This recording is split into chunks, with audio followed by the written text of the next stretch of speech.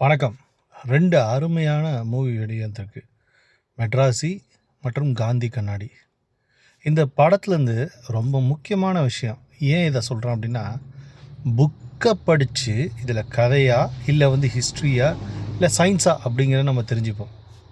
1980 90 இன்னும் சில பேர் தெரிஞ்சுப்பாங்க. அதே மாதிரி அந்த புக்கு மூலியமாகவும் இல்லை என்னன்னு கேட்டிங்கன்னா நம்மளோட இயல்பு மூலியமாகவும் எடுக்கப்படுறது தான் 90% சினிமா. வருங்காலம் இல்லை இப்போ இந்த மாதிரி இருக்குது அப்படிங்கிறதான் எடுத்துக்கிட்டு இருக்காங்க. அதை நிறைய பேர் பாடமாக எடுத்துகிட்டு சினிமா மாதிரி பார்க்குறேன் அப்படின்னு சொல்லிட்டு இருக்காங்க. கிடையவே கிடையாது. உண்மையிலேயே சினிமா நம்ம வாழ்க்கையோடு இணைஞ்சிருக்கு. இதில் நமக்கு என்ன இன்ஃபர்மேஷன் வேணுமோ அந்த இன்ஃபர்மேஷனை டைரெக்டாக இல்லை இன்டைரக்டாக நம்ம எடுத்துக்கிட்டு தான் இருக்கோம். அப்படி பார்க்குற ஒரு விஷயத்தில் இந்த மெட்ராஸையும் காந்தி கண்ணாடியும் ஒரு பெரிய இம்பேக்டை கொடுத்துருக்கு. இந்த பெரிய இம்பேக்டில் தவறான இம்பேக்டை எடுத்துக்கக்கூடாது அப்படிங்கிறதுக்காக தான் இந்த வீடியோ பிரதிபலிக்கிறேன். ஃபஸ்ட்டு என்னென்னு கேட்டிங்கன்னா, காந்தி கண்ணாடி இந்த படத்தை எடுத்துக்கிட்டோம் அப்படின்னு சொன்னோம்னா, முக்கியமான விஷயம் என்னென்னா, ஒரு ஜமீன்தார் மாதிரி ஒருத்தர் இருக்கார். இவருக்கு எஜுகேஷன் ஸ்டாண்டர்டே செக்யூரிட்டிக்கு அதாவது ஜமீன்தார் மாதிரி இருக்க ஒரு செக்யூரிட்டிக்கு வேலைக்கு போகிறாரு. ஆனால் நாளடைவில் இவங்களுக்கு என்னென்னு கேட்டிங்கன்னா, என்ன வாழ்க்கைக்கு என்ன தேவையானது, அந்த வாழ்க்கையை எப்படி நவுத்துவோம் அப்படிங்கிற அந்த பேசிக் அக்கௌண்ட்ஸ் இல்லாமல் போயிடுது. இதை சார்ந்து என்னென்னு கேட்டிங்கன்னா, அந்த காந்தி கண்ணாடி அப்படிங்கிற படத்தை சார்ந்து இன்கம் டேக்ஸ் இருக்குது பார்த்தீங்களா, இன்கம் டேக்ஸ் நீங்கள் கட்டாமல் என்ன நடக்குதுன்னு கேட்டிங்கன்னா, நீங்கள் இன்கம் டேக்ஸோட ஒரு பெரிய அமௌண்ட்டை தேவையில்லாமல் கட்டிடுறீங்க. அதுக்கான வீடியோ அடுத்து நான் வெளியாக போகிறேன். இந்த காந்தி கண்ணாடி படத்தை வச்சு இந்த படத்தில் கொடுத்துருக்க இன்ஃபர்மேஷனில் உங்களுக்கு ரொம்ப தெரியாத ஒரு விஷயம், இன்கம் டேக்ஸ் நம்ம கட்டலையே, இன்கம் டேக்ஸ் என்னன்னா அதெல்லாம் வேண்டாம் அப்படின்னு சொல்லி நம்ம கணக்கு காட்டாமல் போகிறனால என்னதுன்னா, இன்கம் டேக்ஸோட ஒரு பெரிய அளவுக்கு நம்ம பணம், அதாவது ஒரு 10 ரூபா இன்கம் டேக்ஸ் கட்டணும்னா நம்மளுக்கே தெரியாமல் 20 ரூபா இன்கம் டேக்ஸ் கட்டிட்டு போயிடுறோம். இதுக்கான வீடியோ நான் அடுத்து வெளியாக போகிறேன். கண்டிப்பாக அந்த வீடியோ பாருங்கள். என்னோடய வீடியோஸ் அதிகமாக பகிருங்க. உங்களோட நல்லதுக்காக என்னோடய வயசில் எவ்வளோ என்னன்னு கேட்டிங்கன்னா, எவ்வளோ இழந்திருக்கணும், அந்த இழப்பெல்லாம் உங்களுக்கு வரக்கூடாது. இப்போ நான் என்னென்னு கேட்டிங்கன்னா, எப்படி என்னோடய முன்னேற்றத்தை சார்ந்து போயிட்டுருக்கேன், அது உங்களுக்கு வரணும் அப்படிங்கிறதுக்காக தான் என்னோடய வீடியோவோட பதிவு எல்லாத்தையும் வெளியிட்டுருக்கேன். ஸோ அதை நீங்கள் கொஞ்சம் கன்சிடர் பண்ணுங்கள். இந்த காந்தி கண்ணாடியை பொறுத்த வரைக்கும் என்ன நடக்குது அப்படின்னு கேட்டிங்கன்னா, அவருக்குன்னு ஒரு பெரிய இடம் ஒன்று இருக்குது. அந்த இடத்த போய் விற்கும்போது என்ன ஆகுதுன்னு கேட்டிங்கன்னா, அவரோட மனசுக்கு தேவையான அன்றைக்கி எவ்வளோ தேவையோ அது மட்டும் போதும் அப்படிங்கிற மாதிரி அதை சொல்கிறாங்க. அதை சார்ந்து வீடியோ எடுக்கிறது ரொம்ப தப்பான ஒரு விஷயம்.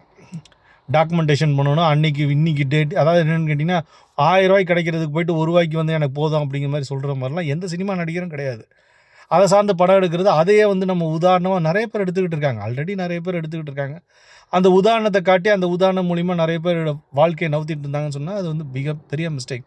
இதுக்கு எஜுகேஷன் ஃபேக்ட் அப்படிங்கிறது ரொம்ப இம்பார்ட்டண்டான விஷயம். என்ன மார்க்கெட் ரேட்டு என்ன ஏது அப்படிங்கிறத தெரிஞ்சுட்டு ஒரு நார்மலான ஒரு ப்ரைஸிங்க்கு விற்கலாம். அன்றைக்கி என்ன தேவை அப்படிங்கிற மாதிரி விற்கக்கூடாது. இதை அடுத்து இந்த இன்கம் டேக்ஸோட விஷயம் அப்படிங்கிறது இதில் தான் லைட்டாக வருது.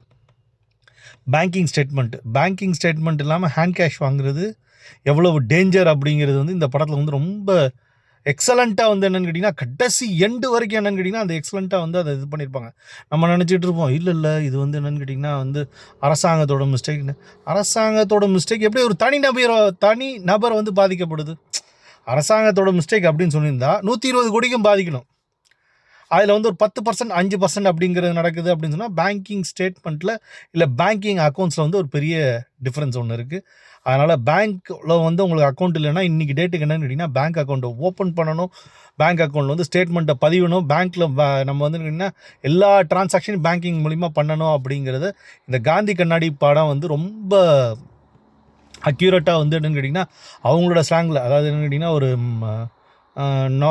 லோவர் மிடில் கிளாஸ் ஸ்லாங்கில் சொல்லியிருக்காங்க. அதனால் என்னென்னு கேட்டிங்கன்னா, பேங்கிங் ஸ்டேட்மெண்ட் நீங்கள் வைக்கணும் அப்படிங்கிற மாதிரிலாம் ஒரே ஒரு ஸ்டேட்மெண்ட் மட்டும் தான் அந்த படத்தில் வருதே தவிர அதிகமாக வரல. ஆனால் நீங்கள் பேங்கிங் ஸ்டேட்மெண்ட் வச்சுட்டு பேங்க் மூலிமா ஒரு டிரான்சாக்ஷன் நவுத்துனீங்க அப்படின்னு சொன்னால், ஏன்னா காசு சம்பாதிக்கிறது ஒன்றும் சாதாரண விஷயங்க. 1 லட்சம்லாம் சம்பாதிக்கலாம் சாதாரண விஷயம்லாம் ஒன்றும் கிடையவே கிடையாது சத்தியமாக.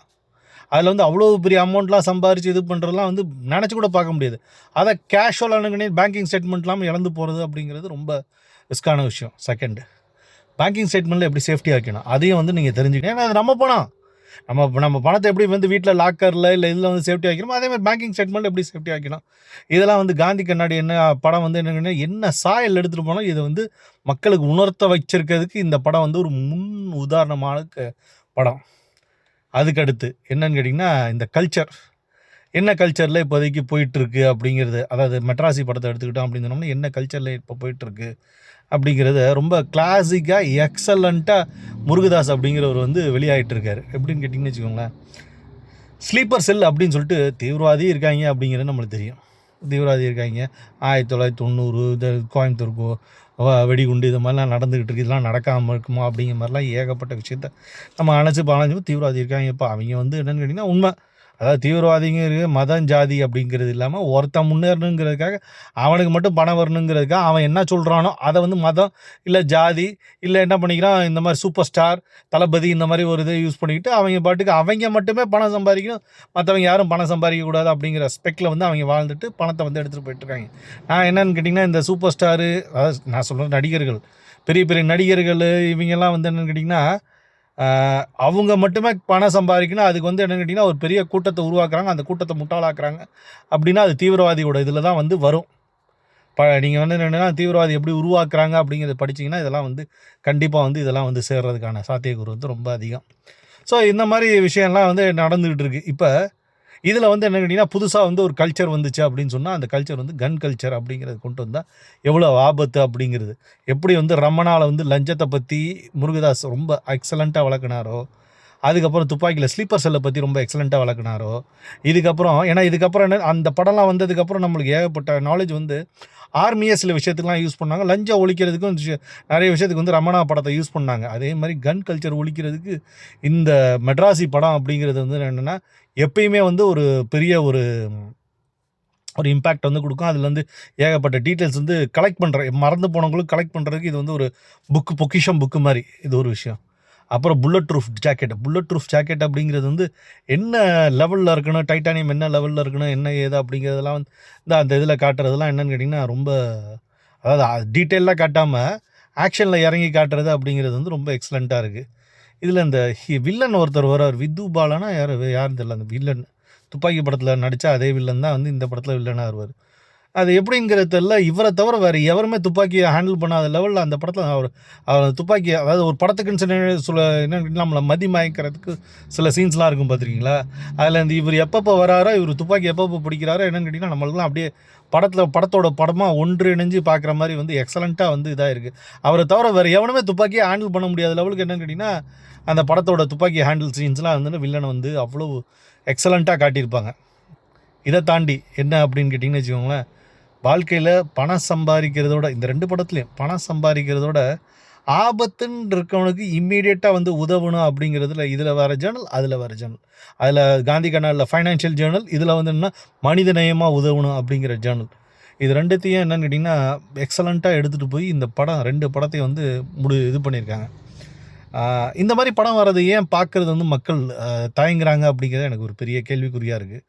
ரஜினிகாந்த் ஒரு பெரிய நடிகர் தான், இல்லைன்னு சொல்ல. அதுக்காக என்னென்னு கேட்டிங்கன்னா அவர் 250 கோடியை வாங்கிட்டு ஒரு ஓட்ட சேர் எடுத்து வந்து அந்த சேரில் கரண்ட் அடிக்கும், கரண்ட் அடிச்சா வந்து பஸ்மம் ஆயிடுவாங்க அப்படிங்கிறது. அதாவது என்னென்னா மின்னல் மாதிரி கரண்ட் அடிக்கும், கரண்ட் சேர் பஸ்மம் ஆயிடுவாங்க அப்படிங்கிற சப்ஜெக்டை வச்சுக்கிட்டு இது ஒரு சப்ஜெக்ட், இது ஒரு விஷயம் அப்படிங்கிறது எங்களுக்கு கொடுத்துட்டு கடைசியில் என்னென்னு கேட்டிங்கன்னா வந்து ஓகே நீங்கள் அடிக்கிறதுனா வந்து ராயலான வந்து பீர் அடிங்க, விஸ்கி அடிங்க, இதெல்லாம் வந்து ஒரு இதுவாக நெசசரியாக நம்மளுக்கு.